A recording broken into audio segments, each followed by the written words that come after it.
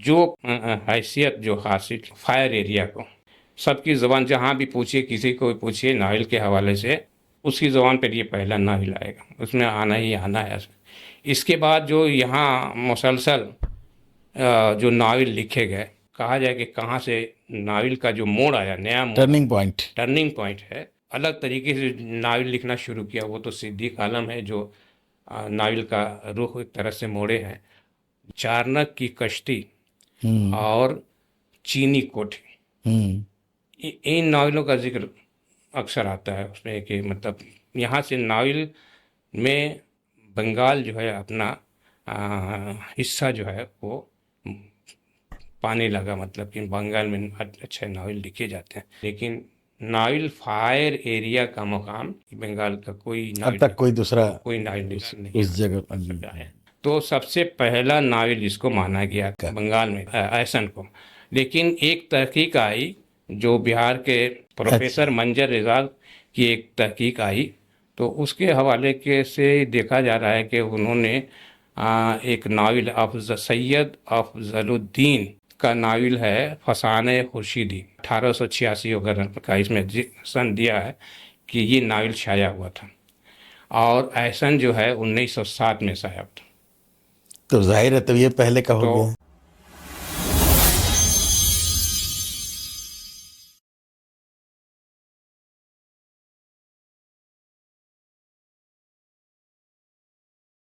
मोहतरम नाजरीन, आज हमारे स्टूडियो में मौजूद हैं जनाब एम नसरुल्लाह नसर साहब।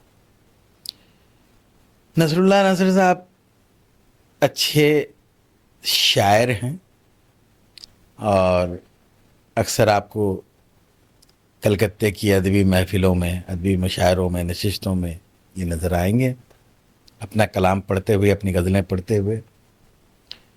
इसके अलावा आप एक अच्छे मुहक्किक हैं, इन्होंने अच्छा खासा तहकीकी काम किया है, कई किताबें इन्होंने लिखी हैं और कुछ हद तक तनक़ीदी भी काम भी इनका है। तो आज हम इनसे बातें करेंगे। इनकी एक मशहूर किताब है बंगाल में उर्दू नावल। तो आज हम लोग इसी पहलू पर बातें करेंगे कि मगरबी बंगाल में नावल की पोजीशन क्या रही है, यहाँ नावल लिखने वाले कौन कौन से हैं, कौन कौन से अहम नावल यहाँ लिखे गए। तो आज हम लोग बंगाल में उर्दू नावलों के मौजू पर जनाब नसरुल्लाह नसर से बातचीत करेंगे और उम्मीद है कि आपको भी ये बातचीत पसंद आएगी। तो आइए शुरू करते हैं, लेकिन उससे पहले हम लोग मुख्तसर सा इनका एक तारुफ़ी वीडियो देख लेते हैं और फिर उसके बाद बातचीत का सिलसिला शुरू करेंगे।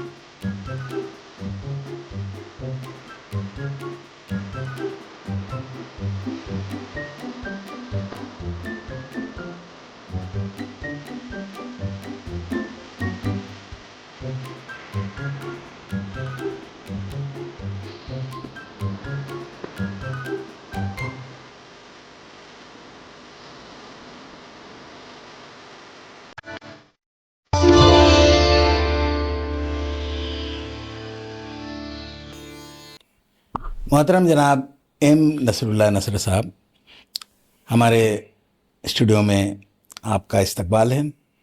हाँ और आज हम लोग मगरबी बंगाल के हवाले से उर्दू नावल पर गुफ्तगू करेंगे। जी और आज की बातचीत की जो शुरुआत है वो हम लोग पहले शुरू करते हैं जनरल नावल के टॉपिक से, जी जी और फिर इसे मगरबी बंगाल की तरफ हम लोग मोड़ देंगे गुफ्तगू को अपनी। जी बहुत ठीक है, तो सबसे पहला सवाल जो मेरा आपसे है कि दास्तान से नावल का सफ़र कैसे हुआ? अस्सलामु अलैकुम वरहमतुल्लाहि वबरकातुहू। बिस्मिल्लाहिर्रहमानिर्रहीम। सवाल ये है, इस सवाल से पहले ये समझ लेना ज़रूरी है कि दास्तान क्या है और नावल क्या है। दास्तान एक ऐसी कहानी होती है, एक ऐसे कहानी का मजमुआ हुआ करती है जिसमें कहानी दर कहानी या बहुत सारी कहानियाँ शामिल होती रहती हैं, और ये बहुत ही तवील कहानी होती है।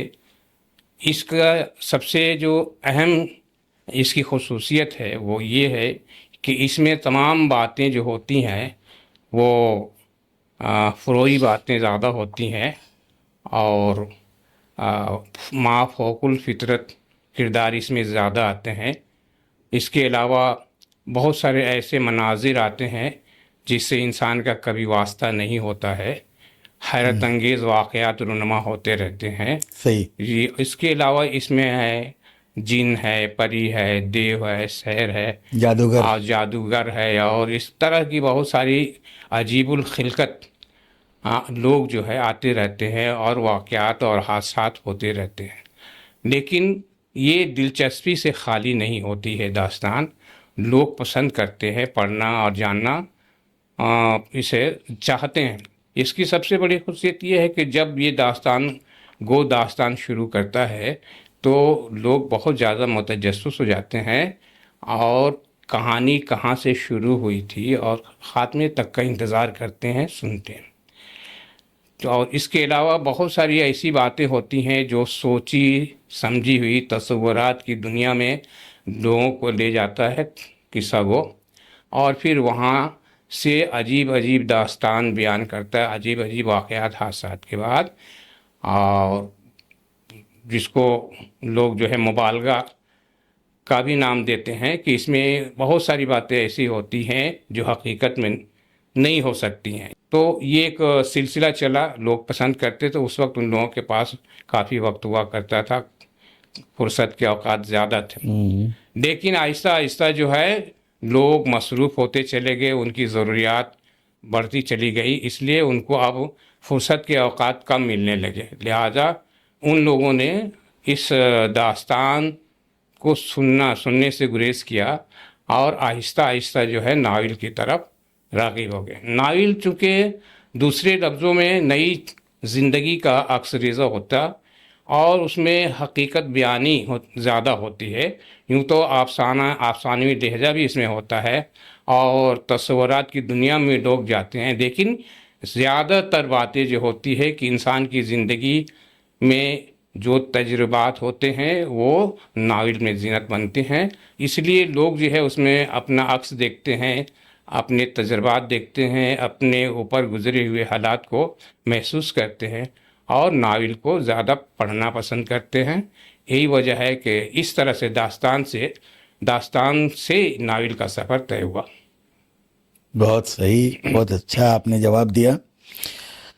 और इसी में मैं जो पूछना चाह रहा था आपसे कि वो दास्तान और नावल में क्या फ़र्क है, तो वो तकरीबन बहुत सारी बातें आपने कह दी हैं। मैंने वो मज़ीद वजाहत अगर आप कुछ करें। जी, मज़ीद वजाहत यही है कि फ़र्क का जो मामला है वो उसमें जो है, एक तो वक्त की तंगी है और दूसरे के यहाँ हकीकत बयानी है। वक्त की तंगी ने जो है नावल की तरफ लोगों को राग़िब किया। जो दास्तान के कारी थे या दास्तान के सामीन थे, उन लोगों को नावल पढ़ना ज़्यादा अच्छा लगा, इसलिए कि वो मोटी मोटी जो किताबें हुआ करती थी और दास्तान रात भर का भी मामला कभी कभी हो जाया करता था, तो हो जाया करती थी इस तरह से। ऐसा लगता था कि अब दास्तान की तरफ से लोगों की तबीयत जो है हटती चली जा रही है, और नावल में वो सारी चीज़ें उनको नज़र आने लगी जो उनकी ज़िंदगी का अक्स रेज़ा थी, जो उनकी ज़िंदगी में गुज़रता था, जो उन पर बीतता था, जो वाक़यात उनके साथ रूनुमा होते थे, वो नावल में देखने लगे। इसलिए अब लोग ज़्यादातर जो है नावल को पढ़ना पसंद किए। तो दास्तानों में मुबालगा ज़्यादा होता जी, था। मुबालगा ज़्यादा है, और एक चीज़ है जो तस्वुरात की चीज़ होती थी। लेकिन दास्तान को एक तरह से हम बेहतर इसलिए समझते कि इसलिए कि वो ऐसी ऐसी चीज़ों के बारे में दास्तान बताती थी कि लोग सोचते तो क्या हमारी ज़िंदगी में ऐसा मुमकिन है, क्या हम भी उड़ सकते हैं, क्या हम भी चटाई पर उड़ सकते हैं, क्या हम भी किसी जगह से एक चादर ओढ़ कर गायब हो जाएंगे। गायब हो जाए, कुछ मंगवा सकते हैं, क्या मेरे सामने भी अलादीन का चिराग हो सकता वो है, या हम जिन यहाँ जिन से आ जाए। जी। लेकिन उसका नतीजा ये हुआ कि आहिस्ता आहिस्ता नावल तो लिखा गया, लेकिन वो चीज़ें जिनका जिक्र दास्तान में हुआ था, वो सब आहिस्ता आहिस्ता हकीकत में वो चीज़ें सामने आती गईं और उनकी इजादात होती गईं। वो तस्वर जो दास्तान में देखा गया था वो हकीकत के रूप में ढलना शुरू हो गया। इसलिए दास्तान की अहमियत अपनी जगह मुसलम। नावल में सारी चीज़ें जो है कम और बेश मतलब वो देखी हुई, परखी हुई और इंसान पर गुजरी हुई बातें मालूम होती हैं।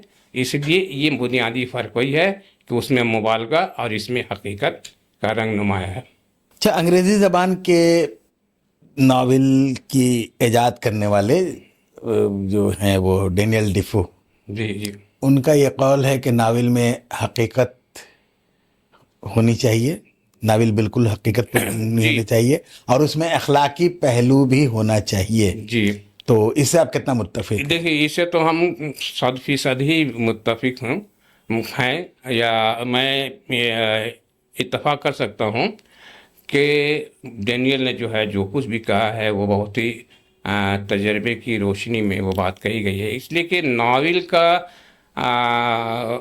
वजूद ही इसके ही लिए हुआ कि इंसान के साथ जो वाक़यात और हादसात जो पेश आते हैं उसका ज़िक्र जो है नावल में किया जाए, और अगर मुमकिन हो सके तो इंसान को वो रास्ता बताया जाए ताकि आइंदा वो इसका शिकार नहीं हो, इन वाक़यात और हादसात से वो होशियार रहे, बाखबर रहे। इसलिए जो मुसन्निफ़ ने जो कहा, डेनियल ने जो कहा कि इसमें हकीकत का रंग नुमाया होना चाहिए, तो बेशक इसमें हकीकत का रंग नुमाया होना चाहिए। और दूसरी ये भी बात है कि हकीकत का रंग ऐसा हो जिसके अंदर जो है इखलास हो, जिसके अंदर जो है सलीका मंदी हो, जिसके अंदर जो है एक अच्छी तहजीब का अक्स पेश किया जाए। ऐसा नहीं कि जो कुछ भी होता हो वो चाहे अच्छे हो बुरे हो जो भी हो, सबका जिक्र नावल में किया जाए। तो इससे थोड़ा सा पहलू तही ज़रूरी है कि हमारा मकसद हो कि हम हमारे नावल से इंसान का किरदार कुछ नुमाया हो, कुछ अच्छा हो, कुछ बेहतर हो, और एक नई तहजीब जो है जन्म ले, जिसके ज़ेर साया इंसान अपनी ज़िंदगी अच्छी ज़िंदगी गुजार सके। सही, बहुत सही, बहुत सही। और अब हम लोग आते हैं उर्दू नावलों की तरफ कि उर्दू नावलों की शुरुआत कहाँ से हुई।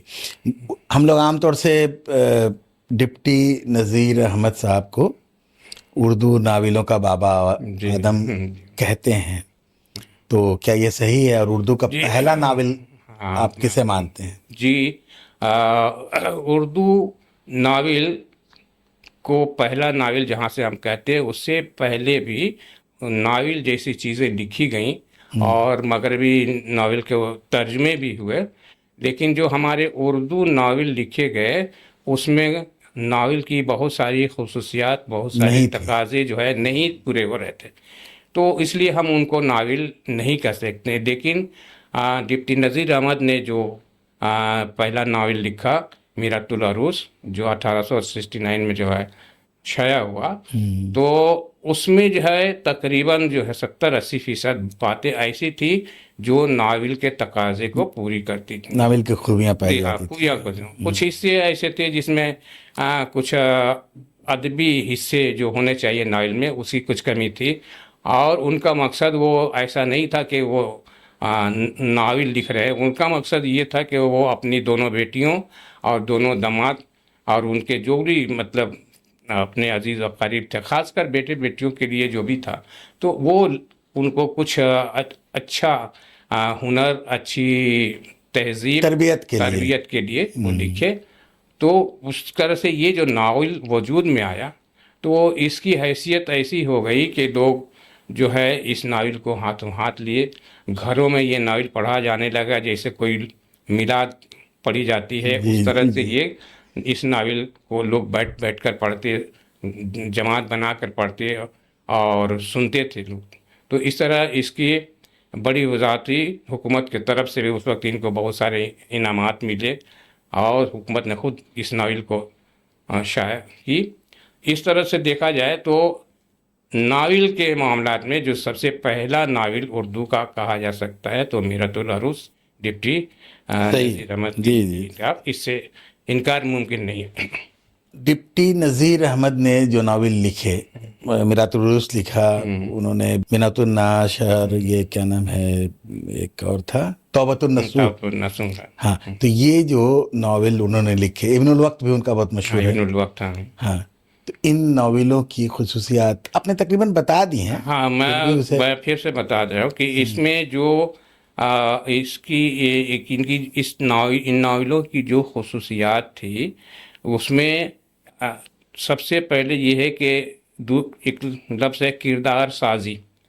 तो इस नावलों के ज़रिए वो क़ारीन को जो है उनकी किरदार साजी करना चाहते थे, उनके अंदर अच्छी बातें, अच्छा शऊर और इखलास, मरवत, भाईचारगी और तालीम और तहज़ीब, इसकी तरफ उनको राग़िब करना चाहते थे।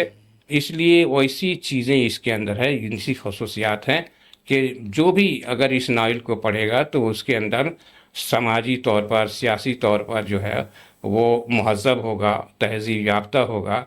और यही मकसद जो है वो डिप्टी नज़ीर, यानी इन नावलों में अदबियत के मुकाबले में मकसदियत जी ज़्यादा, बेशक इसलिए कि वो इसमें जो बातें कही गई उस वक्त को अदब का ख्याल जो था कि इसमें खालिस अदब या अदब बराए अदब जिसको कहा गया था शुरू में, तो ऐसा यहाँ पर कुछ नज़ीर अहमद ने नहीं समझा। उनके सामने यही था कि कुछ इस तरह की चीज़ें लिखी जाए कि लोग जो पढ़ें उसकी उनकी अच्छी तरबियत हो सके। यानी ये नावल ज़्यादातर तालीमी नावल है। तहजीबी तालीमी नावल। हम तो देखते हैं हम लोग के वो बिनातुन नाश तो पूरा ही वो जी तालीमी सिलेबस है, वो खासकर जो है बच्चियों के लिए। हाँ, वो तालीम का एक सिलेबस नज़र ज़्यादा थी बच्चियों की तालीम और बच्चियों की तहजीब, बच्चियों के अंदर अच्छा शऊर पैदा करने के लिए ये सारे नावल लिखे गए। इनसे उनको बहुत ज़्यादा फ़ायदा हुआ।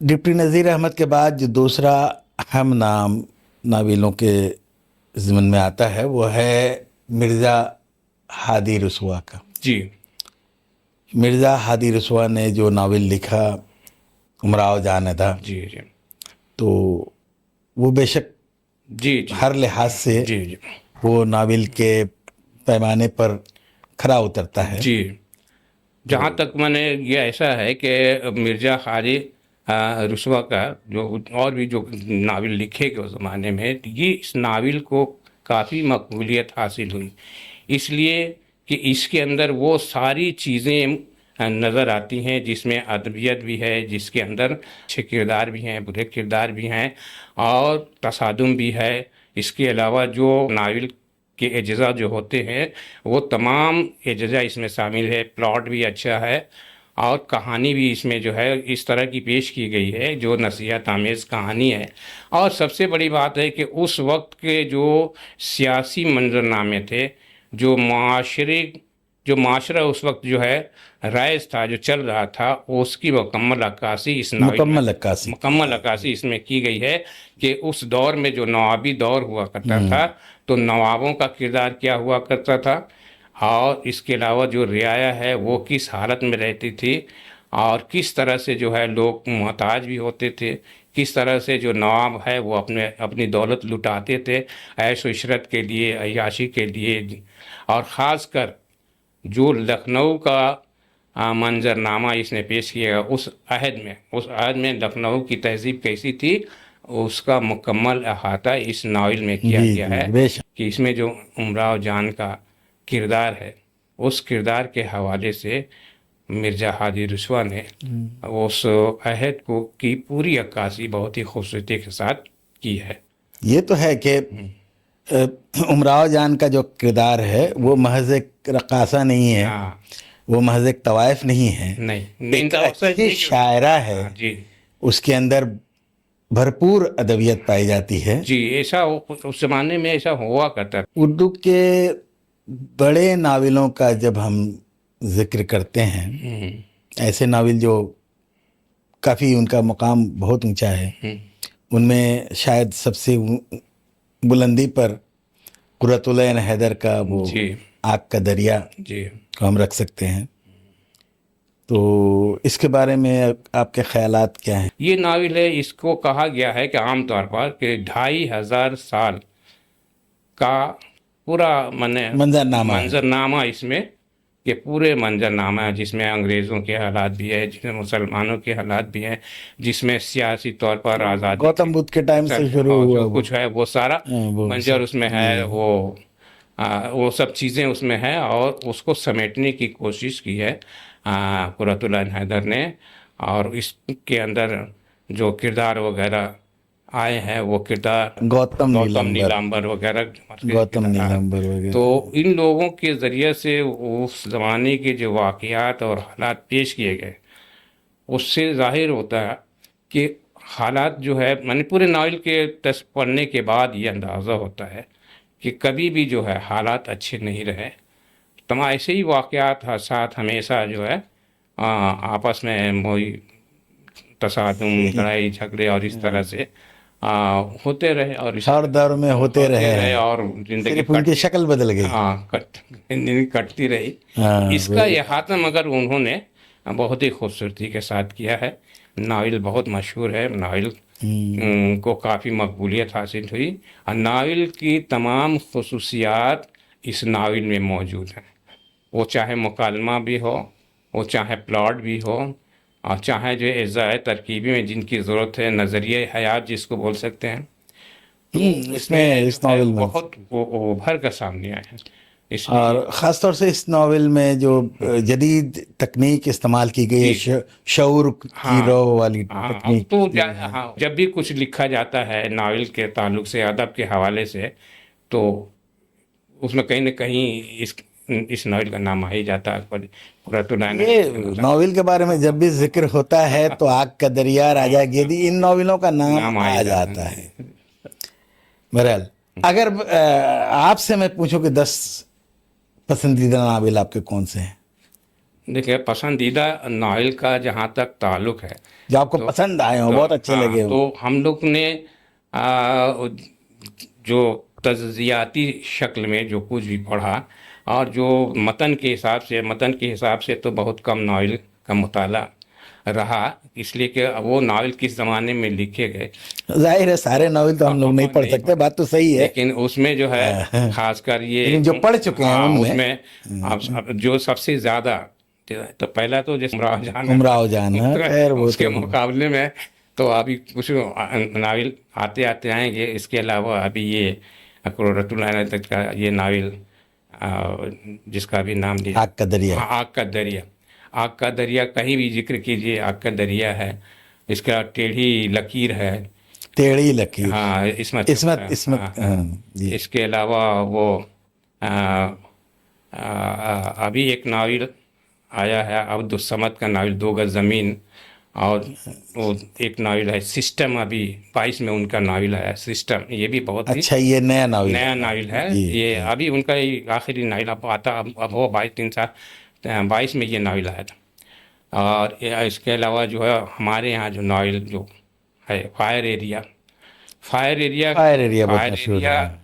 کو تو ہم کہہ سکتے ہیں کہ تمام جتنے ناولس لکھے گئے ہیں اس میں اگر فائر ایریا کا ذکر پورے عالمی سطح پر ہے، یہ ایسا ناول ہے کہ یہ عالمی سطح پر اس کا تذکرہ ہے فائر ایریا کا، اور اس میں جو جس ڈھنگ سے انہوں نے لکھا ہے، جو منظر نامہ پیش کیا ہے، جو چیزیں وہ ساری چیزیں اس کے علاوہ ایک ہے دوسری ہجرت، وہ سرور اچھا غلام سرور نے یا غلام ایسا کچھ نام ہے، تو وہ ہے، وہ خاص کر وہ تقسیم وہ کا معاملہ جو تھا اس تقسیم میں، والا ہاں معاملہ ہاں ہے، ہاں جی اور ایک میں وہ بھی ہے کہ لوگ جو ہے باہر جاتے ہیں کمانے ومانے کے لیے، پھر اس کے بعد ادھر ہی کے ہو کے رہ جاتے ہیں، باپ کے مرنے ماں کے مرنے میں نہیں آ شدت ہوتی پاتے ہے، ہیں، ہاں یہ تو تو ان ہوتا سب ہے۔ چیز کے منظر نامے کے حوالے سے وہ سب باتیں کی گئی ہیں۔ تو اس کے علاوہ ہے نمبردار کا نیلا، وہ ہے راجہ گدھ، ابھی آپ نے اس کا نام ہی لیا، تو یہ سارے ناولس ایسے ہیں جو کبھی بھی جو ہے اگر ادب کا ذکر ہو، ناول کا ذکر ہو، تو یہ ناول کبھی پرانے نہیں ہوں گے، نہیں، ہمیشہ ان کے بغیر ہاں ناول کا یہ تذکرہ صحیح ممکن نہیں ہے، وہ مکمل ہی نہیں ہو سکتی۔ ٹھیک ہے، اب آئیے ہم اپنی گفتگو کو بنگال کی جانب موڑتے ہیں، مغربی بنگال بے شک بے شک۔ کی جانب موڑتے ہیں۔ تو آپ کی نظر میں بنگال کا پہلا اردو ناول کسے کہا جائے گا؟ دیکھیے، جب یہاں ناول لکھنے کا آغاز ہوا تو اس وقت لوگ جو ہے زیادہ تر ترجمے اس میں کیا کرتے تھے، انگریزی سے اردو میں ترجمے کرتے تھے، اور کبھی مکمل ترجمہ ہوتا تھا، کبھی کچھ جسٹ کے طور پر کچھ باتوں کو اس میں لے کر کتاب سے۔ لیکن پہلا ناول جہاں تک تعلق ہوتا ہے تو یہ ہے احسن، احسن، ہاں احسن بدر الزما، بدر الجمع بدر کلکتوی صاحب، تو ان کا یہ ناول جو ہے یہ بہت ہی ضخیم ناول ہے، 2 حصوں میں یہ ناول ہے، اور یہ احسن نام کا ایک لڑکا تھا، وہ مرکزی کردار ہے، اور اسی کے زندگی کا پورا محاسبہ ہے اس میں، اور اس کے ساتھ جتنے لوگ اٹیچ ہوئے، اس کو محبت کا بھی ذکر ہے اس میں، واقعات اور حادثات کا بھی ذکر ہے، تو سب سے پہلا ناول جس کو مانا گیا بنگال کا بنگال میں، وہ لیکن احسن ہے۔ ہاں احسن کو، لیکن ایک تحقیق آئی جو بہار کے منجر اعزاز، اچھا پروفیسر منجر اعزاز کی ایک تحقیق آئی، اور وہ تحقیق کے حوالے سے جو مضمون شائع ہوا روح ادب میں، تو اس کے حوالے کے سے دیکھا جا رہا ہے کہ انہوں نے ایک ناول سید افضل الدین کا ناول ہے فسانہ خورشیدی، اچھا فسانہ جی، خورشیدی 1886 وغیرہ کا اس میں سن دیا ہے کہ یہ ناول شائع ہوا تھا، اور احسن جو ہے 1907 میں شائع ہوا تھا۔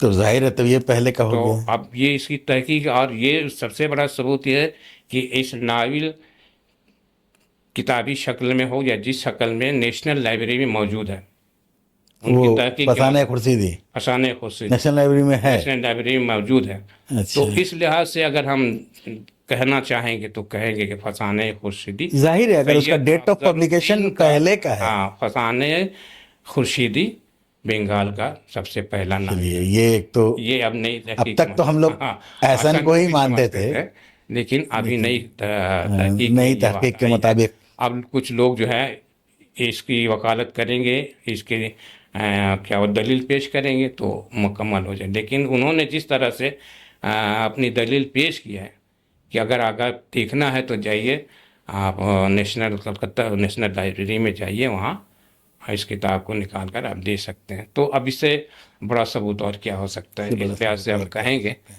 کہ فسانہ خورشیدی سید افضل الدین کا ناول فسانہ خورشیدی بنگال میں पहला नावल है। उर्दू का पहला नावल।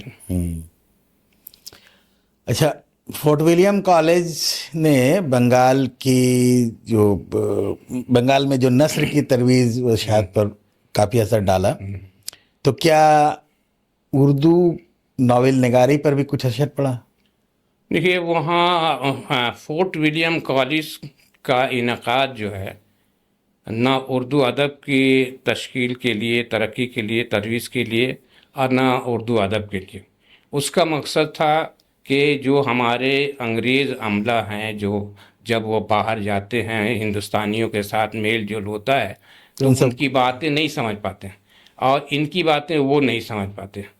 तो चूँकि उस ज़माने में काफ़ी दिक्कत होती थी हुकूमत को चलाने के लिए, तो उस लिहाज से फोर्ट विलियम कॉलेज का क़याम अमल में आया।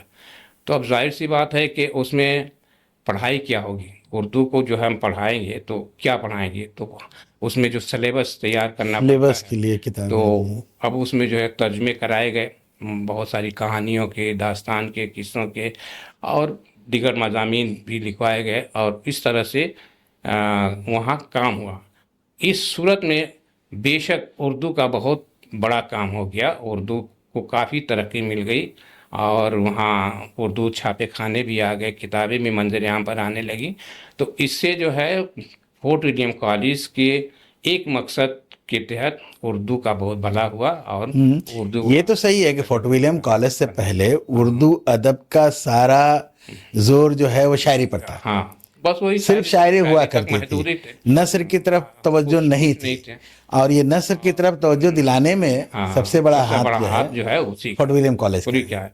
लेकिन उसमें जो है उसमें कहानियां आई हैं, बहुत सारी पुरानी पुरानी कहानियां हैं, तोता मैना और क्या क्या सब कहानियां हैं। तो इसका असर आगे चल के नावल पर भी पड़ा होगा, हाँ, नावल पर ये इसका असर इस वजह से क्योंकि जबान ठीक हो रही थी कि ज़बान ठीक हो रही थी। उसके साथ जो है वहाँ बागो बहार, मीर अमन देहलवी की किताब या वो उनकी दास्तान जो है बागो बहार, जी जी, लोगों ने बहुत ही इश्तियाक के साथ, बहुत ही दिलचस्पी के साथ पढ़ना शुरू किया था। किताब जब मार्केट में आ गई तो इतनी जल्द, यानी हफ्तों के अंदर वो किताब गायब हो गई, मतलब नहीं मिली। वाह। तो हुकूमत की तरफ से बहुत एडिशंस उसके शाया हुए बागो बहार के, और वो आज तक जो है वो किताब शाया हो रही, पता नहीं कई एडिशंस उसके शाया हो चुके चूंकि हों। तमाम कॉलेज में पढ़ाई हाँ जाती है। जी। तो उससे एक फायदा ये हुआ कि उससे नावल को जो है फायदा ज़रूर हुआ, लेकिन फोर्ट विलियम कॉलेज में कोई नावल नहीं लिखा गया, नावल लिखा नहीं कोई गया। नावल नहीं लिखा गया, लेकिन मिजाज लोगों का उस तरफ राग़िब हुआ, और अलग सतह पर या अलग तरीक़े से जो है लोग अपने तौर पर वो नावल लिखना शुरू कर दिए थे उस ज़माने में। सही सही सही। तो 20वीं सदी के आगाज़ में जो नावल लिखे गए, ये एहसन वगैरह या फसाने खुर्शीदी या और भी जो नावल लिखे गए बंगाल में, तो इनके मौज़ूआत आमतौर से क्या हुआ जी। करते थे? देखिए उस शुरू में जो नावल लिखे गए उसके जो ख़ास मौज़ूआत होते थे वो उसमें जो है रिवायत है, रुमान है, शादी ब्याह है, और आपसी कुछ मतलब फ़िरक़ों की, दो फ़िरक़ों की लड़ाई है, इस तरह के मज़ामीन उस वक्त रहे, ऐसे प्लॉट्स उसमें लिए गए। ज़्यादातर तो इश्क व मोहब्बत, शादी ब्याह यही रहे उनके, जो आज तक है। हाँ जो आज तक है। लेकिन आते आते जब ये जंग आज़ादी का सिलसिला शुरू हुआ तो उसमें कुछ बातें आई, जिसमें जो है बंगाल में एक नावल लिखा गया, इसमें जिसका रजिस्ट है वो माइल मली आबादी का भी एक नावल है, जिसने पांच नावल माइल मली आबादी का है, माइल सबसे मली ज़्यादा। आबादी के हैं। हाँ, सबसे ज़्यादा इसमें एक आबरू वगैरह है, और ऐसे शायद मेरे ख्याल से उसी नावल में ये जिक्र है कि एक लड़का और एक लड़की जो है मुल्क की आज़ादी के लिए अंग्रेज़ों के ख़िलाफ़ वो रेल के इंजन पर जो है वो चढ़ जाते हैं और अपना नेशनल फ्लैग जो है फहराते हैं, लगाते हैं, और वो वहीं पर जो है अंग्रेज उन लोगों को गोली मार दी। गोली मार। तो इस तरह से देखा ये एक मौजू आया नावल में, اور اس کے بعد پھر جو ہے وہ سلسلہ شروع ہوا.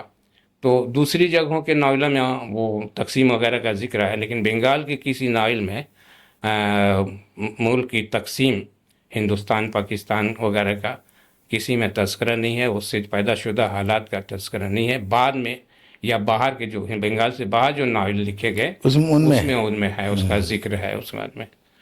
تو بنگال کی ناول نگاری میں اہم موڑ کس ناول کو کہا جائے گا؟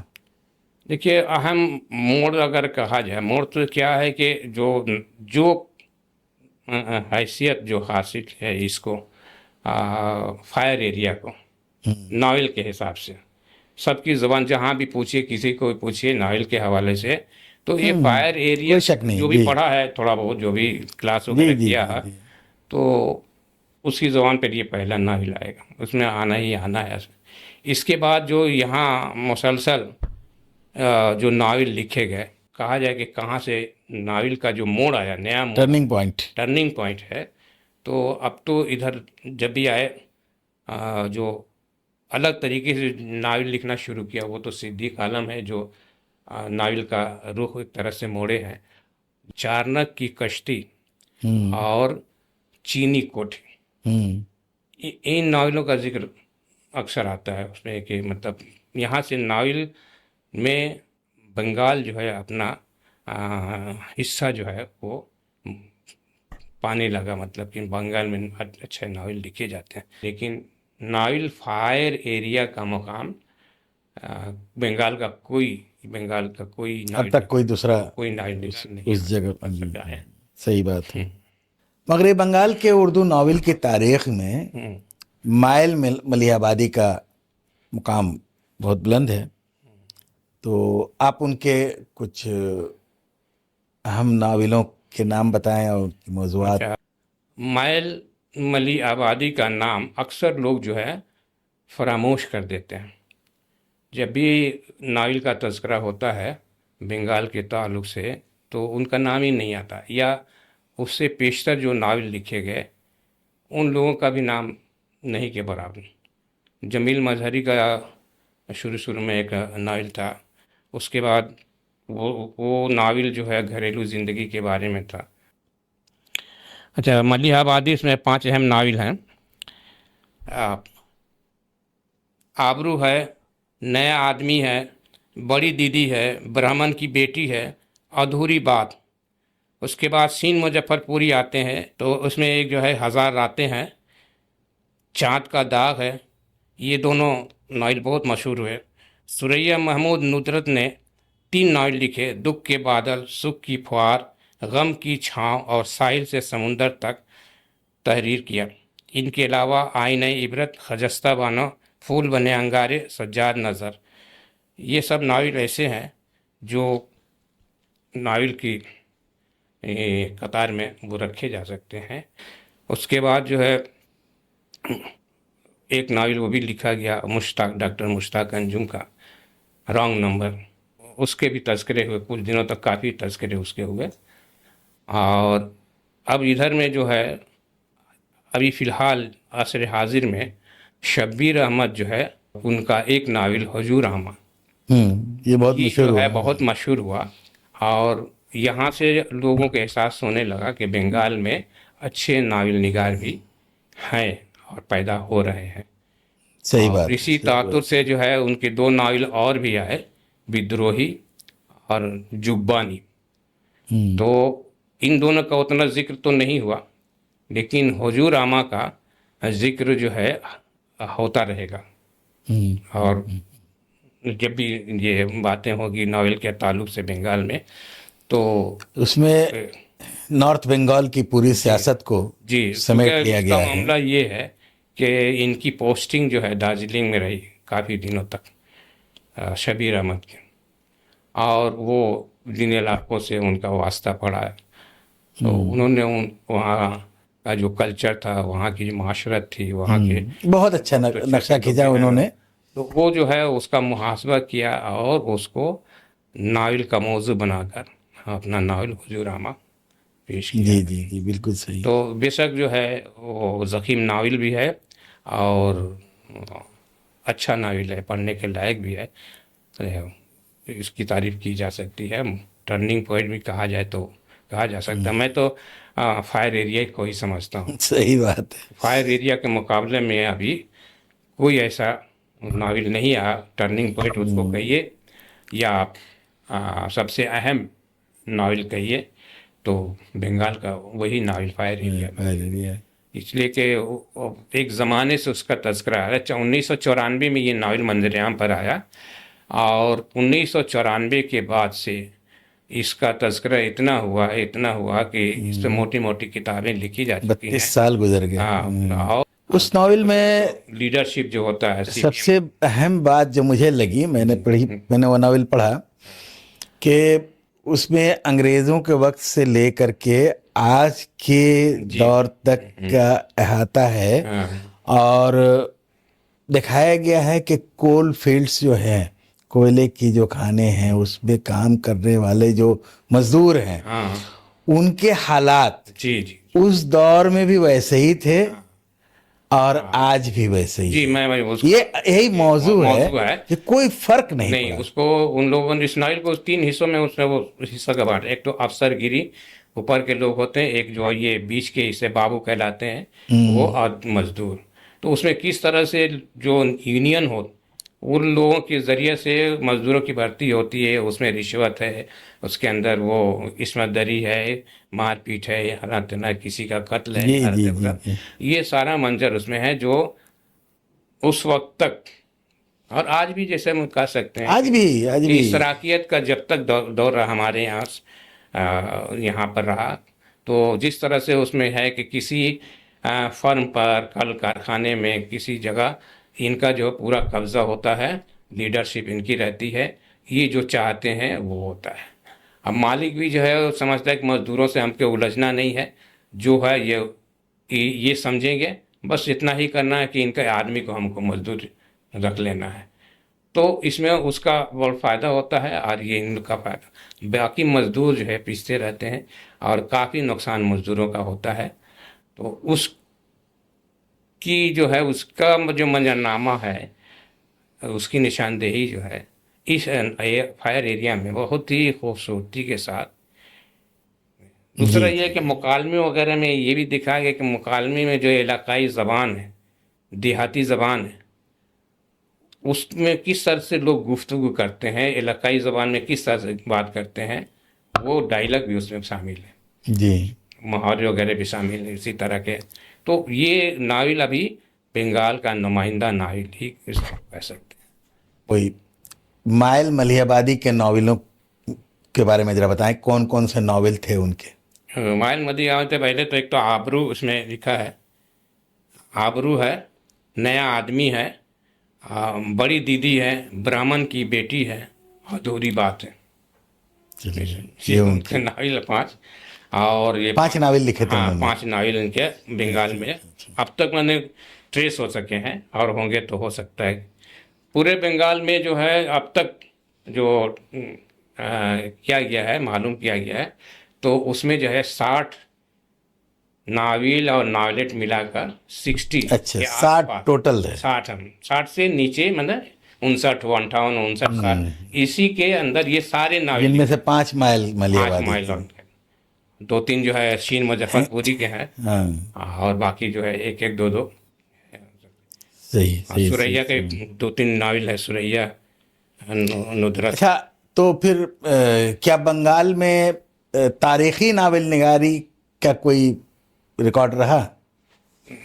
بنگال میں ایسا ناول نہیں ہے جو تاریخی حیثیت رکھتا ہو۔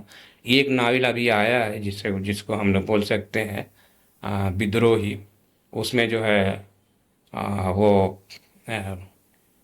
بنگالی شاعر، باغی شاعر قاضی نظر الاسلام کی زندگی کا کچھ اس میں محاسبہ ہے، اور انہوں نے ان کے زمانے کچھ واقعات حادثات ایسے ہوئے ہیں آزادی کے، تو وہ تھوڑا سا سیاسی منظرنامہ اس میں آتا ہے، لیکن مکمل کہ کسی ایک تاریخی ناول نہیں۔ اس مزاج کا ناول بنگال میں کچھ نہیں ہے جس میں کہ مکمل ایک تاریخ کو، کسی بھی تاریخ کے ایک پہلو کو یا ایک تاریخ کو اس میں جیسے پیش کیا گیا۔ کیا بنگال میں ایسے ناول لکھے گئے جن میں فسادات کے کا پس منظر ہو، یعنی تقسیم ہند کے جو معاملات اس میں بیان نہیں کیے گئے؟ نہیں، بنگال میں ایسے ناول اب تک نہیں لکھے گئے جس میں فسادات کا تذکرہ ہو، اور یا خاص خصوصی طور پر تقسیم کا. کیونکہ ایسا ناول جیسا کہ ہم لوگ جانتے ہیں کہ جب تقسیم ہند کا یہ چل رہا تھا نہیں. تو وہ بنگال میں خاص طور سے کلکتے میں بہت زبردست جی فسادات ہوئے تھے، جی جی. تو اس کا اثر تو یہاں کے ادب پر بھی اس میں پڑنا جو چاہیے. ہے مائل مدی آبادی آبرو کے ناول میں اس زمانے میں جو قحط وغیرہ کا سلسلہ تھا اس کا تذکرہ ہے، اور چارنک کی کشتی جو ہے صدیق عالم کا، اس میں بھی اس طرح کے کچھ سیاسی منظرنامے اس میں ملتے ہیں، لیکن ہندو مسلم فساد اس کا ذکر اس نہیں کا ہے، نہیں ہے کہیں. اور تقسیم کا ذکر نہیں ہے. یہ ڈائریکٹ نہیں ہے، اس کو کسی نے موضوع نہیں بنایا ہے. کہ یہاں علامتی اور تجریدی ناول لکھے گئے؟ ہاں، تجریدی اور علامتی ناول جو ہے اس طرح سے نہیں ہے. ایک ناول ہے وہ صدیق عالم کا مرزبوم، اچھا. مرزبوم ہے، جس میں جو ہے وہ اپنے گاؤں جا رہے ہیں بہت دنوں کے بعد. پرولیا اپنے گاؤں ہاوڑا اسٹیشن سے جا رہے ہیں، تو ہاوڑا اسٹیشن سے پرولیا اترتے ہیں اور وہاں سے اپنے گھر تک جاتے ہیں، ہوں. اور پھر اس کے بعد گھر سے جب وہ دوسرے دن لوٹتے تھے. ناول ختم ہے یہیں سے، پھر اسٹیشن سے یہ ناول ختم. لیکن وہاں جو واقعات اور حادثات ہوئے، خاص کر کے وہ، اور اس زمانے میں یہ نکسل کا، اچھا اچھا. نکسل کا جو زور پکڑا ہوا تھا نکسل نے ادھر اس طریقے میں، تو وہ جو جس طرح سے چھپ چھپ کر جو کچھ واقعات حادثات کرتے تھے اس کا کچھ ذکر ہے. اس کے علاوہ اپنے گھر وغیرہ کا، خاندان وغیرہ کا ذکر ہے. اس کے علاوہ پڑھائی لکھائی وغیرہ، اور اس کے بعد اس دور میں، پڑھائی کے دور میں جو بچوں سے، طالب علموں سے جو اچھی بری حرکتیں ہوتی ہیں وہ سب کا ذکر ہے. اور یہی اسی طرح سے انہوں نے اشاروں میں بہت ساری باتیں کی، یہی باتیں اس میں ہے، اور جس میں تھوڑی بہت علامتی انداز بھی ہے جو کھلم کھلا انہوں نے نہیں کہا ہے. پردے کے حساب سے بہت ساری باتیں کہی ہیں. مشتاق انجم کا جو ناول ہے ابھی وقت قیام، ہاں، اس میں بھی کچھ ویسا انداز؟ ان کا جو ناول ہے وہ پورا ناول، جیسے کہ ابھی لوگ اس طرح کا سلسلہ شروع کیے ہیں کہ خود نوشت ناول کی شکل میں پیش کر رہے ہیں. تو یہ جو ناول ہے وقت قیام، یہ مشتاق انجم کی زندگی کی پوری کہانی ہے. شروع میں کیسے کیسے ان کے ساتھ پریشانیاں ہوئی، کیا کیا انہوں نے کام کیا، کیسے کیسے غریبی جھیلی، کیسے وقت کے ساتھ ان کو نوکری چاکری، اور یہ سب کیسے حالات جو ہے اچھے ہوئے، بہتر ہوئے. اور اس کے علاوہ اس میں دو ذکر بہت بہت مشہور ہے، جس میں اس نے کہا ہے، ایک بہن کا ہے، ایک ان کی ماں کا ہے. واقعہ تھوڑا سا بہت ہی ٹس ہے. مجھے شاید کینسر میں کسی کا ہاتھ کٹا ان کی والدہ کا ہاتھ کاٹنا پڑا تھا. تو یہ جو ہے وہ پورا مطلب کسی بھی انسان کی زندگی کے بہت سارے واقعات حادثات اس ناول میں دیکھے جا سکتے ہیں، جو مشتاق انجم نے اپنے ناول میں بیان کیا ہے. لیکن یہ مکمل ان کی زندگی، ان کے خاندان، ان کے تعلقات کا تذکرہ اس ناول میں. کیا یہاں بچوں کے لیے ناول لکھا گیا بنگال میں؟ بچوں کے ناول لکھے گئے ہیں. 2-3 لوگوں نے ہی بچوں کے تعلق سے ناول لکھا ہے. بھولو کی لاش اور چاکلیٹ کی چوری، رضوان احمد رضوی کے نام، رضوان رضوی کا ناول ہے بچوں کے لیے. اس کے بعد ہے چندرا، ایک ناول ہے جاوید نہال. لیکن اتفاق کی بات یہ ہے کہ یہ کتابی شکل میں شائع نہیں ہو سکا. اس کے بعد ہے شہر تورا، ایم رفیق کا ناول ہے شہر تورا. اچھا، یہ بچوں کا ناول ہے. اور انہی کا ایک ناول ہے کہ پر اسرار غار اور پرستان کی سیر. یہ 2 ناول ہے سید حسین احمد زاہدی. اچھا سید حسین احمد زاہدی. اب تک جو کہ میں نے جو میری تلاش ہوئی اس کے حساب سے جو ہے یہی 4-5 ناول 500 ناول جو ہے بچوں کے تعلق سے لکھے گئے. حشمت کمال پاشا نے ناول وغیرہ نہیں لکھے؟ نہیں، حشمت کمال پاشا نے نظمیں لکھی ہیں، اچھا. بچوں کے لیے نظمیں لکھی ہیں، ہو سکتا ہے کہانیاں وغیرہ میں لکھی ہے، ناول نہیں لکھے ہیں حشمت کمال پاشا نے. مغربی بنگال میں اردو ناول کی تنقید کا معیار کیا رہا ہے؟ اردو تنقید کا معاملہ صرف ناول کے تعلق سے نہیں، ادب کے تعلق سے بھی بالکل نہ کے برابر ہے. یہاں تنقید نگاروں کی بے شک کمی ہے، لوگوں نے تنقید بھی کی ہے تو دامن بچا کر، اور لہجہ تقریزی رہا ہے. اور ناول کو تو ان لوگوں نے چھوا تک نہیں ہے، ناول پر تبصرہ بھی نہیں ہے. یہاں کے ناول پر آپ تبصرہ بھی ڈھونڈیں گے تو نہیں ملے گا. ناول نگاری پر لکھتے ہوئے کچھ لوگوں نے لکھا ہے یہاں کے ناول میں، جس میں آپ بھی شامل ہیں، لیکن تنقید جو کہتے ہیں کہ ناول کی جو خوبیاں ہیں کس ناول میں ہے، ناول کے جو موضوعات ہوتے ہیں، پلاٹ ہوتے ہیں، جزائے ترکیبی ہے، یا کسی لحاظ سے اس پر تنقید، ایسا کہیں مضمون نہیں ملتا ہے، اور نہ کسی نے بنگال میں یہی اصل جواب ہوا، لکھا گیا، کسی نے نہیں لکھا. ہاں صحیح ہے. بنگال میں خواتین نے ناول لکھے ہیں؟ خواتین ناولسٹ کوئی ہیں؟ پہلا جو دور گزرا اس میں جو ہے خواتین 5-6 خواتین ہیں جنہوں نے ناول لکھا ہے. شروع کے عہد میں جو ہے پہلا میں ناول لکھا گیا سرلا، بیگم مرزا احمد علی 1960 میں. ثریا محمود دکھ کے بادل سکھ کے فوار غم کی پرچھائی میں، غم کی چھاؤں میں، طوفان سے ساحل تک، خجستہ بانو آئینہ عبرت، روحی قاضی وفا کی ڈور، اور کبرا بیگم جہاں آرا. یہ جو ہے فرسٹ دور میں، یعنی 1998 تک یہ جو سلسلہ شروع ہوا 60 وغیرہ کے سے لے کر، تو یہ 5-6 جو ناول خاتون ناول نگار ہیں انہوں نے. اس کے بعد سے بالکل خاموشی ہے، اس کے بعد سے کوئی نہیں، اور اس کے بعد سے آج کے دور میں کوئی نہیں ہے. آج کے دور میں تو ہے نہیں، ناول لکھنے والا کوئی ہے ہی نہیں. ایک شگفتہ جہاں ہے جنہوں نے ناول پر تحقیق کا کام کیا ہے، تو ظاہر سی بات ہے یہ سوال الگ ہے. صحیح ہے. کوئی خاتون ناول نگار بنگال میں نہیں ہے ان کے بعد. تو ظاہر ہے کہ بنگال میں جو اردو ناول کا جو دائرہ ہے بڑا محدود سا ہے، اور اس کی پہنچ جو ہے ہندوستان گیر پیمانے پر نہیں ہو سکی ہے، اور عالمی پیمانے پر تو شاید نہیں، بالکل ہی نہیں ہو سکی ہے.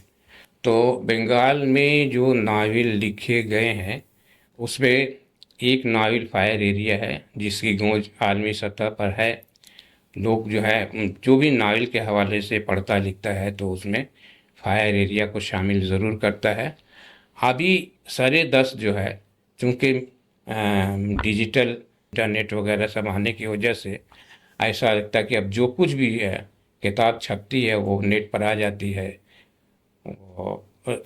ریختہ پر ہے، اور ایسے بہت سارے جو تو ساری دنیا میں اب پہنچ رہی ہے، میں نے سوشل میڈیا کے ذریعہ اور انٹرنیٹ کے ذریعہ کتابیں پہنچ رہی ہیں.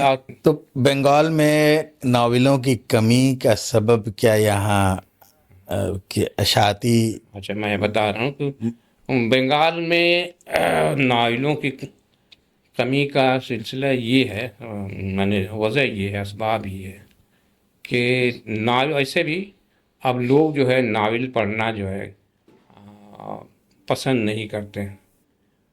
اور نہیں کرنے کا مطلب وہی ہے، پسند سے مطلب یہ نہیں کہ ناول خراب ہے. ان کے پاس جو ہے اس مصروف زندگی میں اتنا وقت ہی نہیں ہے کہ وہ ناول کا مطالعہ کر سکیں. دوسری بات یہ ہے کہ ابھی دیکھا جا رہا ہے کہ ایک رجحان بنتا جا رہا ہے، 250-300 صفحات سے کم کا ناول نہیں بلکہ 700-800 صفحات پر ناول لکھے جاتے. اب قاری جو ہے اپنے ہاتھ میں ناول لینے کے بعد दो चार सफ़हात इधर उधर देखकर उसको रख देता है। तो वो एक मसला है, जो वक्त की किल्लत है, उसके पास वक्त नहीं है। दूसरी जो सबसे अहम बात है कि एक नावल को मंजर आम पर लाने के लिए कम से कम मैं समझ के 80,000 या लाख के हिसाब में चाहिए, या 70,000 के, उससे कम में एक नावल मंजर आम पर नहीं है। तो ये सबसे बड़ा मसला ये है कि अगर कोई नावल निगार नावल लिखे तो क्या कर सकता है, उसकी इशाअत कैसे हो सकती है। तो ये मसला तो है है। कि नावल अगर आ भी जाए तो फिर उसके खरीदार। दूसरी ज़बानों में ये होता है कि बड़े बड़े पब्लिशर्स नावल लिखने वालों को अपनी तरफ हाँ बुलाते हैं जी जी, नहीं ऐसा और तो नहीं उनकी है। किताबें शाये करते हैं, उनको रॉयल्टी देते हाँ, हैं। मैंने और ये हमारे उर्दू में तो खास तौर से यहाँ बंगाल में यही तो सबसे बड़ी ये सबसे बड़ी बात है कि कि इसका कोई रिटर्न नहीं है। हाँ, आप बस कुछ भी काम कीजिए, बड़ा से बड़ा काम कीजिए, इसका उर्दू का कोई अलमिया यही है। अलमिया ये है। सबसे जो खराब बात, राइटर अपने पॉकेट से अपनी जेब से पैसे लगा कर हाँ किताबें शाये करवाता है और दोस्तों में बांट देता है, जी, यही होता है। मैं अच्छा, मौजूदा दौर में नावल की जगह नॉवेलिट का रुझान बढ़ रहा है, आपका क्या ख्याल है? नहीं, ये तो मैं इसकी तो मैं तायीद करूँगा और मशवरा भी दूंगा कि वो 700-800 सफ़हात का नावल लिखने की ज़रूरत नहीं है। अभी जो है शॉर्टकट का दौर आ गया है। आप अछूते अछूते जो है मवाद को, मौनुकात को, प्लॉट को आप बिल्कुल नॉलेज की शक्ल में जो है आप पेश कीजिए, और इसके लिए जो है एक माहौल बन सकता है। और नावलेट के लिए जो है, जैसे दूसरी जगहों में है यार, छोटी छोटी किताबें होती है और लोग जो हैं जब किसी सफ़र पर निकलते हैं फट से कॉपी अपने बैग में रख लेते हैं और ट्रेन वगैरह में पढ़ उढ़ कर या सफ़र के दौरान पढ़ के वो सब आते हैं, और उस वक्त उनका एकदम बिल्कुल उनकी तवज्जो उस किताब पर होती है, और जब वो मुताला करते हैं तो बहकते नहीं हैं। तो मेरी ज़ाती राय यही है कि अब जो भी लिखें सवाल वो नहीं है, सवाल ये है कि सारी कहानियाँ इस फार्मूले पर फिट नहीं हो नहीं सकती होती। हैं। बहुत सारी कहानियाँ नहीं, जो वो तो जाहिर तफसील है। चाहती हैं। नहीं देखिए, तब नावल जब आया तो दास्तान से उसकी छोटी शक्ल ज़रूर बनी, लेकिन इतनी छोटी नहीं कि वो जो है बिल्कुल भी सही। मुख्तसर हो जाए, बल्कि उसके आते आते एक शक्ल जो है नावलेट हुई, और अब आखिर में आकर किताबचे की शक्ल में नावलेट लगी। अब कई चांद थे सरे आसमां, हाँ हाँ हाँ, इसको आप कितना मुख्तसर कर सकते? उसको आप मुख्तसर करना नामुमकिन बात है। नामुमकिन है, लेकिन उसमें जो है और शमूलियत जितने लोगों की गई है उसमें तो फिर वो नावल खत्म हो जाएगा। वो अगर उसको आप छोटा करेंगे, हाँ आप तो कहानी उसको एक अफसाना ही बना के दे सकते हैं, नहीं, लेकिन वो कहानी मसला तो खत्म हो है, जाएगी। वो इसलिए उसका कि जो जिसका जो कल्चर है, जिसके लिए जो एक दायरा एक फ्रेम बनाया गया है, उससे जब भी जो है आदमी चाहे तजावुज़ कीजिए या चाहे उसके अंदर बखीली कीजिए, जो भी कीजिएगा, तो उसकी बात तो पूरी नहीं होगी और वो उस दायरे में फिट नहीं होगा, उस फ्रेम में फिट नहीं होगा। इसलिए नावल के लिए जब ये हद मुकर्रर है कि कोई सफ़हात की कोई गिनती नहीं है, तो और इतना मुख्तसर भी नहीं हो, बल्कि उसमें जो नावल की एक खसूसियत, सबसे बड़ी खसूसियत वो होती है कि उसमें जो नफ्सियाती नफ्सियाती जो तब्दीलियाँ आती रहती हैं गुफ्तगू के दौरान, उसका जो तज़किरा अगर नावल निगार करता है सलीके से, तो वो नावल बेशक बहुत, बात तो छोटी सी होती है। एक नावल की कहानी क्या हो सकती है, छोटी सी हो सकती है, लेकिन उसको हाँ, बताने उसके के लिए जो है हर जो पहलू को नुमाइंद नुमाया किया एकदम जाता है। छोटी सी बात को जिस तरीके से नावल निगारों ने अब देखिए, एक एक बड़े नावलों की जहाँ तक बात है, हाँ मेरी नज़र में जी शमशुर रहमान फारूकी का जो नावल है हाँ, कई चांद साथ से चले आसमां, वो बहुत बहुत आला मकाम रखता है वो। बेशक बेशक, उसमें कोई शक नहीं है। और وہ اتنا ضخیم ہے، 800 سے 850 صفحات کا ناول ہے، اس کے باوجود میں نے اسے 2 بار پڑھا ہے اور ابھی لگتا ہے کہ کبھی ایسا نہ ہو کہ ایک بار پھر پڑھے. تو یہ اتنا ڈیٹیلڈ ناول میں نے زندگی میں نہیں پڑھا ہے. بالکل صحیح ہے. آپ اس ناول کو پڑھ رہے ہیں تو آپ پورے کلچر کو، بے شک بے شک.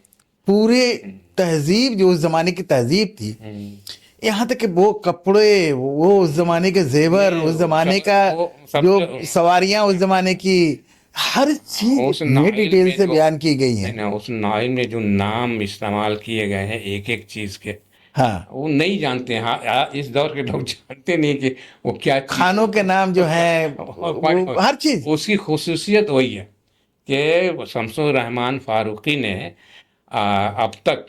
اب تک میں نے جتنی طرح کے ظروف ہوں، زیورات ہوں، اور وہ آسائش کے سامان ہوں، میرے خیال سے اردو میں جو ڈیٹیلنگ جو ہے، نہیں ہو. جزیات نگاری، ہاں اور دوسری کسی کتاب میں نہیں ہے جتنی زیادہ اس ناول میں.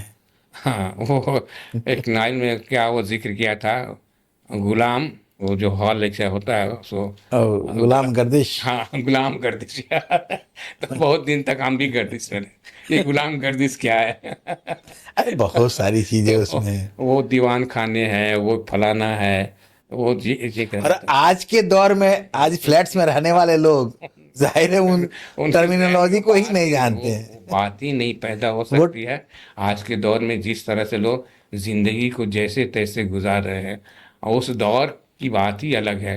ہر آدمی کے لیے جو ہے کم سے کم رہنے سہنے کی جو سہولت تھی، چاہے جیسی بھی ہو، میں نے وہ سلیقہ جو اس زمانے میں کہ لوگ آج اس زمانے کی تہذیب کا مکمل بھرپور آئینہ ہے. وہ ناول بہت ہی بہت اہمیت رکھتا ہے. تو یہ ناول کا مقصد ہی ایسا ہوتا ہے کہ وہ کچھ چیزیں جو میں نے واقعاتی باتوں کو چھوڑ کر جو دوسری باتیں علم میں اضافے کے لیے ہوتی ہیں، وہ بہت لازمی ہے، ضروری ہے ناول کے لیے. اگر یہ ناول میں ہے، یہ بہت بڑا. اب دیکھیے اس میں وہ ٹھگوں کا ذکر ہے. اچھا، ہاں، اس زمانے میں ٹھگی بہت ہوتی تھی نا، وہ ایک پوری کمیونٹی تھی ان لوگوں کی. تو ٹھگوں کا جہاں ذکر آیا ہے، اتنی گہری ریسرچ ہے، پوری تفصیل کے ساتھ ان کا کلچر کیا ہے، کیسی پوجا کرتے ہیں، کیا کرتے ہیں، کس طرح سے لوگوں کو شکار کرتے ہیں. غضب کا مطالعہ ہے. نہیں، بہت وہ جس طرح سے جیسے ناول، اردو ناول میں بہت سارے ناول جیسے مشہور ہوئے ہیں، تو 10-20 سال کے بعد اگر لوگ تلاش کریں گے، نام یاد کریں گے، تو کئی چاند تھے سر آسماں، یہ کسی کے ذہن سے جو ہے معاف نہیں ہونے والا، غائب نہیں ہونے والا. یہ نام ہمیشہ زندہ رہے گا. یہ بہت بڑا ناول ہے. اب سب سے بڑی جو ہنسی کی بات یہ ہے کہ شمس الرحمن فاروقی نے پوری دنیا کو جدیدیت کی تعلیم دی. آپ خود کلاسک ناول لکھا. جی جی جی، ہے نا؟ ہاں، یہ بات تو یہ بالکل کلاسک ناول ہے. ہاں. تو جدیدیت کا جہاں تک ہے، انہوں نے خاص کر کے شاعری میں یا نظم نگاری میں تھوڑے جو افسانے کچھ لکھے گئے، تو اس میں اس کا خوبصورت استعمال کیا ہے. لیکن یہ جو کتاب، جو ناول کا معاملہ ہے، یا اور جو چیزیں ہیں، تیر چور انگیز وغیرہ، جو ان کی دوسری کتابیں ہیں، میر کے تعلق سے جو کتابیں ہیں، وہ کتابیں اگر کوئی مطالعہ کرتا ہے تو بے شک اتنی واسٹ ہے، اتنے بہت تفصیلی چیزیں اس میں آئی ہیں تفصیل سے، تو وہ ہمیشہ قاری کو جو ہے مطمئن کیے بغیر نہیں رہ سکتا. بہت اہم کتابیں ان کے دور میں، یہ 2-3-4 کتابیں جو آئی ہیں ان کی، یہ کبھی فراموش نہیں کی جائیں گی. ان کا حوالہ ہمیشہ ہوتا رہے گا. کیا نئی نسل میں ناول پڑھنے یا لکھنے کا رجحان ہے؟ نئی نسل میں سچ پوچھیے تو رجحان تو نہیں ہے. یہ ایک دم بالکل کھلی حقیقت ہے. لیکن اس میں کیا ہے کہ نئی نسل کے آگے کی ایک نسل ہے، اس نسل کے اندر کچھ لوگ جو ادب سے ذوق رکھتے ہیں، ادب کا ذوق رکھتے ہیں، ان کو اگر ناول وغیرہ اگر مل جائے، دستیاب ہو جائے، تو وہ بے شک جو ہے ناول کا مطالعہ کریں گے، ایک بار تو کریں گے ہی کریں گے، ان کے ہاں یہ ذوق شوق ہے، سب کے ہاں نہیں ہے، ہوں جن کے ہاں ادب پڑھنے کا شوق نہیں ہے، خاص کر نثری ادب، تو وہ بالکل، جو آج کی نئی نسل ہے وہ تو بالکل پڑھنا ہی وہ نہیں تو چاہتی نہیں ہے، اسے تو نئی نسل وہ کے آگے کی ایک تو نسل موبائل پر اسکرولنگ کر رہے ہیں نہیں، وہ لوگ، تو اس لیے میں نے اس لفظ کو استعمال کیا، نئی نسل کے آگے کی اس جو سے پہلے والی جو نسل پہلے ہے، والی جو، یعنی ہم لوگ والی جو ہاں نسل وہی ہے. سمجھیے ہاں. کہ ابھی بھی ان کے اندر ادب کو پڑھنے کا جو رجحان ہے وہ قائم ہے، اور اگر ادب پڑھیں گے تو ناول بھی پڑھیں گے، وہ پڑھ سکتے ہیں، ان کے سامنے جو ہے وہ کچھ بھی ہے وہ پڑھ سکتے ہیں، مطالعہ کر سکتے ہیں، تو یہ ہے۔ سوشل میڈیا نے اردو ناول کو فائدہ پہنچایا ہے یا نقصان پہنچایا ہے؟ نہیں، سوشل میڈیا نے تو بہت ساری چیزوں کو، جس میں ادب ہے، ادب کو بہت فائدہ پہنچایا ہے، اس میں جو ہے ناول کو بھی شامل کر لیجئے، اس لیے کہ ایک ناول نگار نے 700 750 صفحات کا ناول لکھا،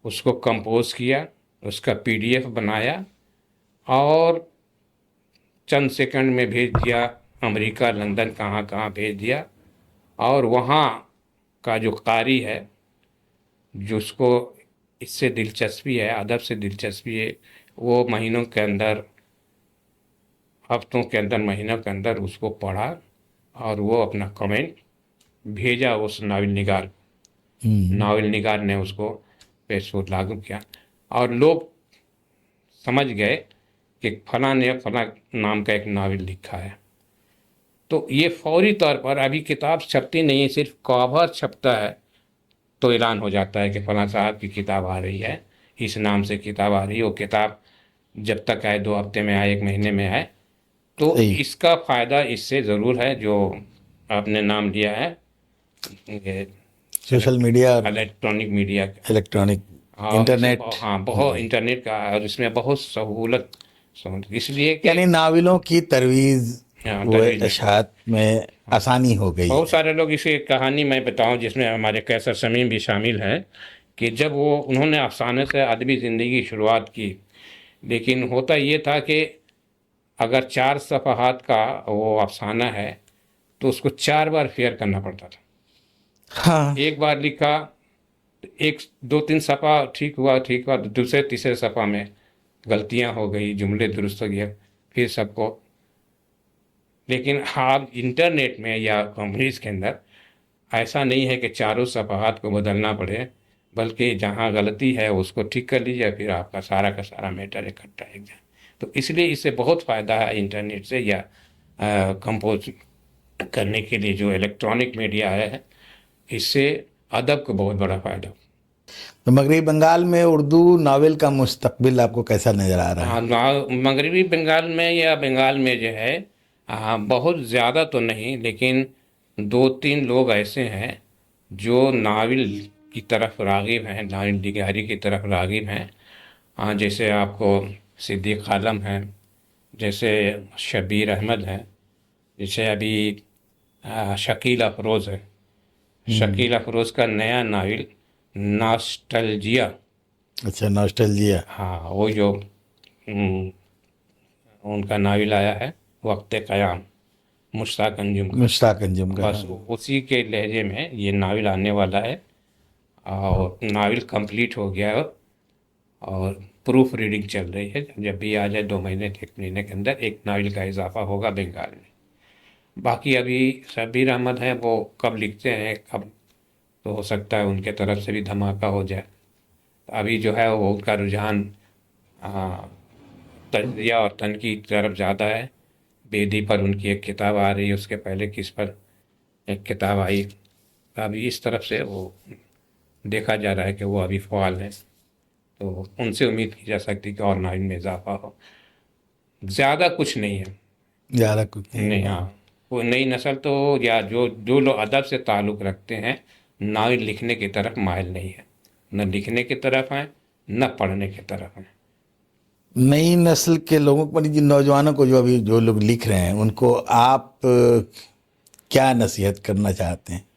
ان کے لیے ہمارے یہاں کو جو ایسا ادارہ ہو جو ان سے صرف لکھوائے اور اس کا جو ہے معاوضہ، اگر معاوضہ نہیں بھی دے تو جتنا ان کو کم سے کم یقین، کتابیں شائع تو کر دے۔ ہاں ان کو یقین دلا کہ آپ لکھ دیجئے، آپ کی کتاب شائع کرنے کی پوری ذمہ داری ہماری ہے۔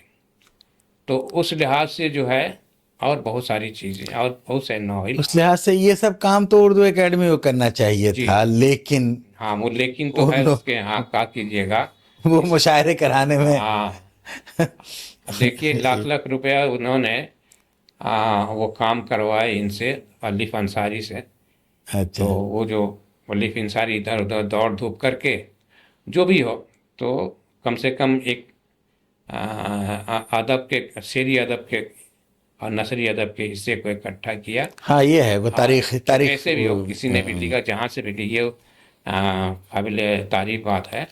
اس کے لیے جو ہے اکیڈمی نے پیسے دیے، مسلم انسٹیٹیوٹ نے پیسے دیے، اور باقی جگہوں سے انعامات ان کو ملے، تو ان کا جو ہے جذبہ بڑھا ہوا ہے۔ ابھی ایک کتاب اپنی منظر عام پر، جبکہ دوسری کتابوں کی طرف وہ مائل ہو جاتے ہیں۔ تو اس طرح سے اور لوگوں کی مدد کرنی چاہیے، اور لوگوں کو حوصلہ بڑھانا چاہیے کہ جو ہمارے یہاں ایسے ادارے ہوں، چاہے اکیڈمی ہو چاہے دوسرا ادبی ادارہ ہو، کہ اگر کوئی کچھ جانتا ہے، کرنا جی، چاہتا ہے، تو اس کا مالی تعاون کیا جائے۔ یہ ہونا چاہیے تھا، جی صحیح بات ہے۔ بہت سارے جو ناول لکھے گئے، جو احسن ہی ہے یا فسانہ خورشیدی جو ہے، یا اور بھی جو ناول جو شروعات میں لکھے گئے، وہ سارے کے سارے ماضی کی دھول میں دب کے دفن ہو چکے ہاں ہیں۔ یہ سوال بہت تو اہم۔ کم سے کم ان ناولوں کو دوبارہ جی اکیڈمی کو جی شائع جی، کرنا چاہیے تھا۔ ابھی بہت دقت ہو رہی ہے کہ کچھ لوگ جو ہیں ناول پر کام کرنا چاہتے ہیں، لیکن ان کو زیادہ سے زیادہ تر جو ہے تجزیاتی مطالعے سے گزر کر ہی کچھ کہنا پڑتا ہے، اور ان کو اپنی بات کہنے کا موقع نہیں مل پاتا ہے، اس لیے کہ متن ان کے سامنے نہیں ہوتا دستیاب۔ بہت اس سارے کے لیے میں چاہوں گا کہ اکیڈمی جو ہے کم سے کم، زیادہ تو کچھ ہے نہیں، 100 200 کتابیں نہیں ہیں، قریب 60 کے 50 60 کتابیں کتابیں ہیں، ہیں، اور جو دستیاب ہو جائیں انہیں دوبارہ اس کو شائع کریں۔ متن کی شکل میں، اصل ناول کی شکل میں جو ہے وہ دستیاب کرائے، چاہے شائع کرے، چاہے ایک دو پیس جہاں سے ملتا وہ ایک لائبریری میں جمع کر دے۔ ارے کم از کم اگر وہ فزیکل بک میں پریشانی ہے تو ڈیجیٹل ہاں بک ہی کچھ شائع کر دے۔ کسی صورت سے اویلیبل ہو ہاں جائے، صحیح، ہاں ڈیجیٹل ہو، پی ڈی ایف وغیرہ ہو، کسی طرح سے جو ہے، تاکہ لوگوں کو ملے وہ۔ ہاں آج ہم خود، میری بھی خواہش ہے کہ وہ پہلا ناول حسن کیسا تھا، ہاں کیا تھا، اس میں پڑھا جائے، جی، لیکن کیسے پڑھے، وہ تو ملنا اس ناممکن ہے۔ کے حوالے سے جو یوسف تقی صاحب نے جو فرما دیا، بس اتنا ہی ہاں، ہر تو لکھنے ہم والا لوگ جو بھی ہے، جب مضمون لکھنے بیٹھتے ہیں تو وہ انہی تحریر کو، اسی چیزوں اور کو لے کر یہ کے بیٹھتے ہیں۔ مطلب یوسف تقی صاحب کی مہربانی ہے کہ جو کچھ بھی بیان کیا احسن کے بارے میں، بہت کھل کر 8 10 صفحات، بلکہ اس سے زیادہ صفحات میں لکھا، اور ناول کی کہانی، پلاٹ وغیرہ کا ذکر کیا، اور کرداروں کے بارے میں ذکر کیا، اور کسی ناول کے بارے میں اس طرح سے تفصیل سے کہیں نہیں ہے۔ صحیح اس لیے بات ہے۔ اگر متن ملتا ہو تو آدمی اس کی تفصیل کرے۔ آخری یہ کہ اردو ناولوں سے متعلق آپ کوئی خاص بات کہنا چاہتے ہیں؟ میں خاص بات تو یہی کہنا چاہوں گا کہ پہلے تو لکھنے والا اس کی طرف راغب ہو، لکھنے والے لوگ جو ہیں ہوں۔ دوسری بات کہ اگر کوئی ایسا کرتا ہے تو ہم ادیبوں کو چاہیے کہ اس کی حوصلہ افزائی کریں، اس کو بھلے ہی کمزور ہو جو بھی ہو، لیکن اس کی تعریف و توصیف کریں، اس کی پذیرائی کریں۔ ہو سکتا ہے کہ کوئی اچھا ناول اس کے اس پذیرائی کے صلے میں اس کے ہاتھوں سے رقم ہو جائے۔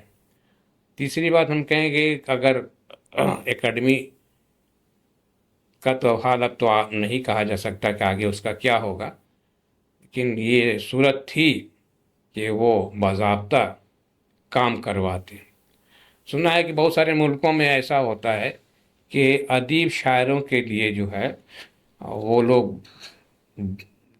لائبریری کے علاوہ جگہ عنایت فرماتے ہیں اور اس کو خالی سب ضروریات پوری کرتے ہیں اور اس کو کام دیتا ہے کہ بس تم بس جو چاہو لکھو، لکھتے رہو، تیرا ادب، وہ سہولیات ان کو ہوتی ہے. انگریزی میں اور آج بھی ہاں فل ٹائم رائٹرز ہوتے ہیں، ہاں یہ آپ تو سمجھ لیے. اور ہمارے یہاں پارٹ ٹائم اچھا ایک یہ بھی ہے کہ ٹھیک ہے اگر فل ٹائم نہیں کرتے ہیں تو اگر کسی کا کام منظر عام پر آ گیا تو اس کی پذیرائی ہونی چاہیے.